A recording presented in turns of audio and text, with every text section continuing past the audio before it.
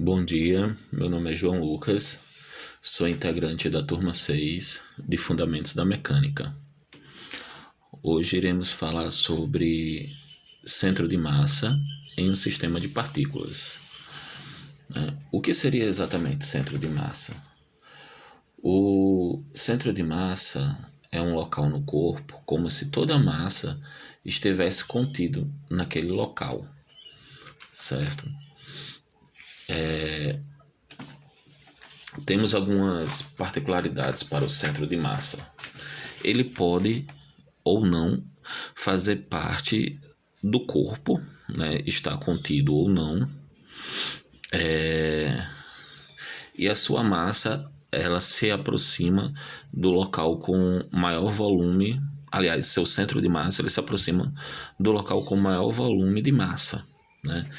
Tem aqui um esboço, né, onde temos essa arruela, né, é vazado aqui no meio, e o centro de massa ele não pertence ao corpo, não necessariamente ele vai estar onde existe massa no corpo, né?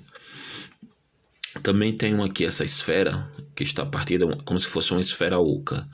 Eu fiz ela aqui, ó, aí fiz um corte transversal, e o seu centro de massa está no centro dessa esfera, né? Mas não possui massa, mas é como se fosse o ponto de equilíbrio, né? Outra questão que eu fiz foi o esboço aqui do Pórtico dos Reis Magos. O professor até comentou em sala de aula, falando sobre a extensão dele. Ele atravessa ali a BR, né, para quem vem de Parnamirim, né, na entrada da cidade. E como é que ele não tomba, como ele não colapsa, né? Ele é extenso, né? Mas por quê? Porque o centro de massa dele vem se aproximar do local com maior volume de massa, né? Ele tem uma base bastante espessa, e ela vai alongando e afinando, né? Onde essa parte que tem o maior volume vai compensar toda essa distância, né? E por isso ele se mantém em equilíbrio aqui, próximo à base, né? Vamos estudar o sistema de partículas, né? Por que estudar o centro de massa? Imaginemos um objeto de um formato qualquer, né? De qualquer dimensão, né? A vantagem de você conhecer o centro de massa é que você pode transformar esse objeto em uma partícula, em um ponto, né? Poderemos estudar toda a sua dinâmica, todo o seu movimento, a aceleração, a velocidade, sem levar em consideração as dimensões desse objeto, certo? Vamos imaginar aqui também um sistema que vai estar na reta X. Nessa reta X, vamos ter duas partículas. A partícula X1, que contém a massa M1, e a partícula X2, que contém a massa M2. Certo? Se eu quiser saber o centro de massa desse sistema, eu vou calcular da seguinte forma. Eu vou dizer que o X do centro de massa ele vai ser igual a massa 1 vezes a posição X1 mais a massa 2 vezes a posição X2. Tudo isso sobre a razão da soma da massa 1 mais a massa 2. Ok? Simplificando essa expressão, eu posso dizer que isso aqui vai ser igual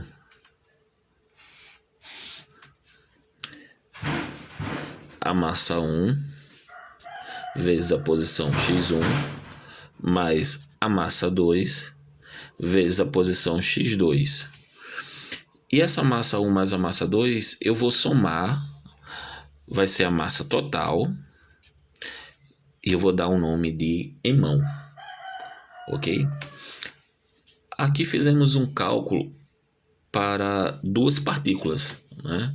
Para um sistema que contém duas partículas. Mas poderíamos fazer um cálculo para um sistema que contesse N partículas. Eu não preciso exatamente saber o número de partículas. Então eu diria que para um número N de partículas, eu teria a massa 1 vezes a posição x1 mais a massa 2 vezes a posição x2 mais até a massa n vezes a posição xn,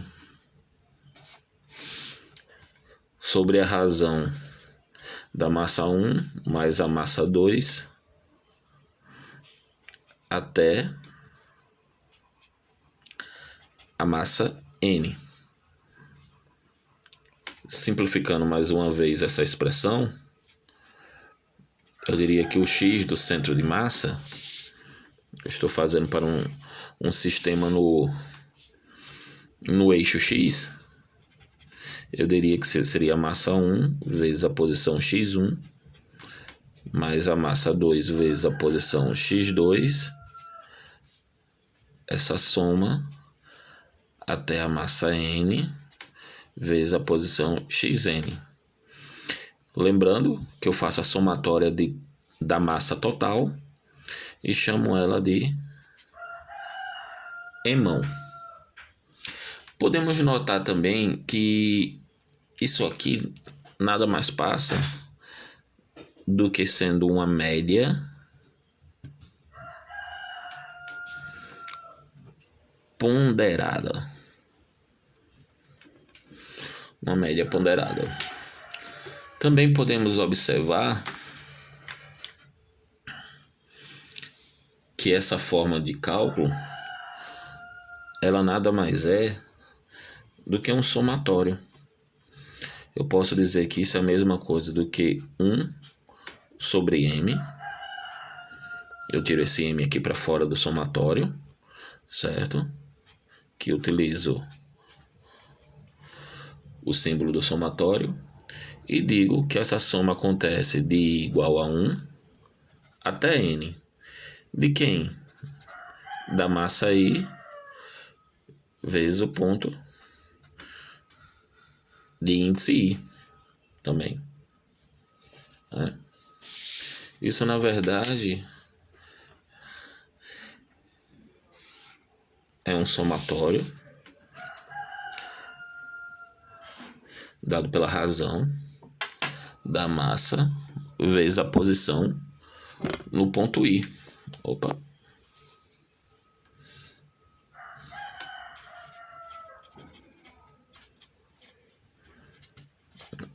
Isso aqui é um somatório, certo?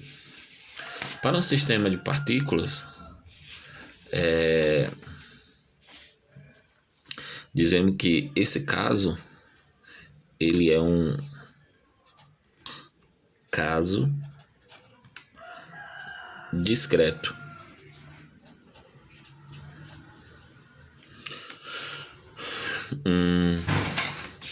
Aqui eu fiz para um sistema no eixo I, certo? E assim como foi para um sistema no eixo I, só repetindo, onde eu tenho que o x do centro de massa, ele é igual a 1 sobre a massa total, somatório de índice I igual a 1 até n de mi xi, certo? Mas poderia ser para um sistema tridimensional. Eu poderia ter aqui também o y do centro de massa, 1 sobre m, do somatório de igual a 1 até n da massa I até o ponto I, e no Z também, sobre a razão de 1 sobre M do somatório de índice I igual a 1 até N da massa I ZI, certo? Esse é um sistema tridimensional. Para ele, eu iria atribuir também... pronto, aqui eu tenho para cada eixo, né? Tenho para o eixo X, Y e Z. E eu diria que a posição, o vetor posição do centro de massa seria o vetor R do centro de massa vai ser igual a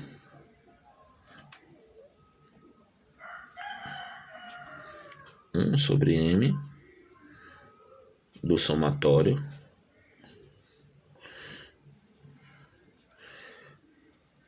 com I igual a 1 até N da massa I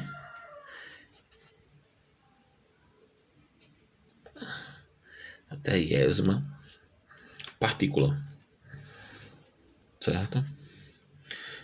E poderia dizer que tudo isso me daria o vetor posição, né? Isso aqui é o vetor posição do centro de massa,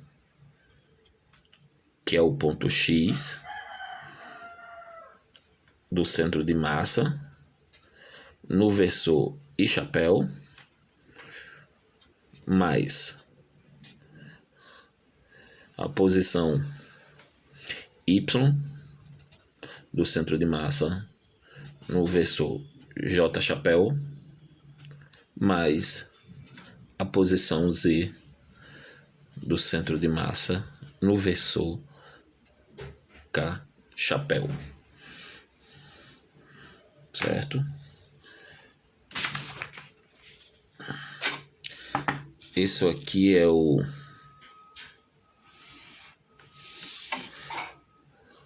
vetor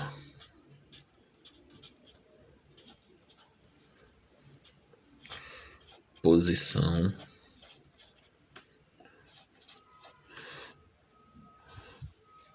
do centro de massa. Essa primeira parte falamos sobre o centro de massa em um sistema de partículas.